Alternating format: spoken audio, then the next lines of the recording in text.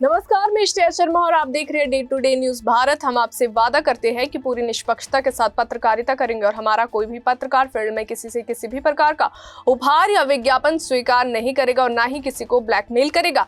हम दबे कुचले लोगों की आवाज बनते आए हैं और आगे भी बनेंगे। साथ ही हम ऐसी कोई खबर नहीं दिखाएंगे जिससे हमारी भोली भाली जनता मूर्ख बने या उन्हें किसी भी प्रकार का धोखा मिले। हम लोकतंत्र के चौथे स्तंभ को और अधिक मजबूत करने की पूरी कोशिश कर रहे हैं।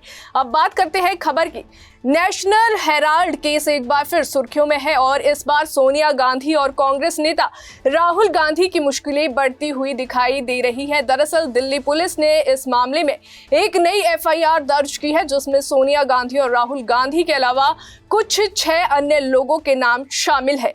ये एफआईआर जो है प्रवर्तन निर्देशालय यानी ईडी द्वारा की गई जांच की अंतिम रिपोर्ट दिल्ली पुलिस को सौंपे जाने के बाद दर्ज की गई है। बताया जा रहा है कि दिल्ली पुलिस ने 3 अक्टूबर को ये एफआईआर दर्ज की जिसमें गंभीर आरोप लगाए गए हैं कि कांग्रेस की स्वामित्व वाली संस्था एसोसिएटेड जर्नल्स लिमिटेड यानी एजेएल का अधिग्रहण धोखाधड़ी के जरिए किया गया और एजेएल की कुल संपत्ति लगभग 2000 करोड़ रुपए थी और इस विशाल संपत्ति पर यंग इंडियन नामक कंपनी के माध्यम से नियंत्रण हासिल किया गया था। वहीं आपको बता दें कि रिपोर्ट्स के अनुसार यंग इंडियन में गांधी परिवार की हिस्सेदारी लगभग 76% थी, जिसके आधार पर ये आरोप लगाया गया है कि अधिग्रहण का मुख्य लाभ उन्हें मिला और जो नई एफआईआर में सोनिया और राहुल गांधी के अलावा इंडियन ओवरसीज कांग्रेस के जो प्रमुख सैम प्रीतौदा समेत 3 अन्य व्यक्तियों के नाम भी शामिल है।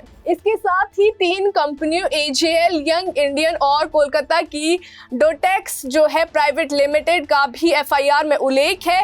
इन कंपनियों पर आरोप है कि कलकत्ता जो है आधारित फर्जी कंपनियां थी जिनमें माध्यम से यंग इंडियन को 1 करोड़ रुपए दिए गए हैं और एजेएल के अधिग्रहण की प्रक्रिया जो है मात्र 50 लाख रुपए में पूरी की गई है, जबकि एजेएल की वास्तविक संपत्ति लगभग 2000 करोड़ आंकी गई है। ऐसे में सवाल उठ रहे हैं कि इतनी बड़ी संपत्ति इतने कम मूल्य में कैसे ट्रांसफर की जा सकती है। इसी पृष्ठभूमि में जो है दिल्ली पुलिस जल्द ही एजेएल के शेयर धारकों को पूछताछ के लिए बुला सकती है। वहीं नेशनल हेराल्ड केस की शुरुआत जो है 2008 से 2014 के बीच हुई कथित मनी लॉन्ड्रिंग गतिविधियों से जुड़ी बताई गई है। वहीं आपको बता दें कि इस मामले में 2014 में एक बड़ा मोड़ तब आया जब तत्कालीन बीजेपी सांसद डॉक्टर सुब्रमण्यम स्वामी ने जो है एक निजी शिकायत दर्ज कराई जिस पर दिल्ली की पटियाला हाउस कोर्ट ने संज्ञान लिया और जांच के आदेश दिए। इसके बाद धीरे धीरे मामला आगे बढ़ता गया और 9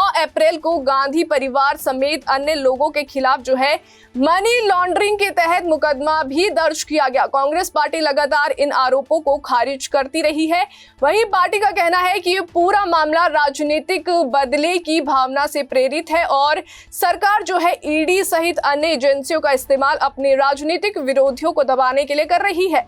अब नए एफआईआर के दर्ज होने के बाद एक बार फिर ये मुद्दा जो है राजनीतिक गर्माहट पैदा कर रहा है। एक तरफ जहां जांच एजेंसियों का दावा है कि उनके पास पर्याप्त दस्तावेजी सबूत है, वहीं दूसरी तरफ जो है कांग्रेस इसे केंद्र सरकार द्वारा विपक्ष को निशाना बनाने की साजिश बता रही है। आने वाले दिनों में दिल्ली पुलिस की कार्रवाई, पूछताछ और आगे की कानूनी प्रक्रिया से ये साफ होगा कि मामला किस दिशा में आगे बढ़ता है। लेकिन इतना तय है कि नेशनल हेराल्ड केस एक बार फिर देश की राजनीतिक हलचल का केंद्र बन चुका है और ये विवाद आने वाले समय में और भी गहराई से राष्ट्रीय राजनीति को प्रभावित कर सकता है।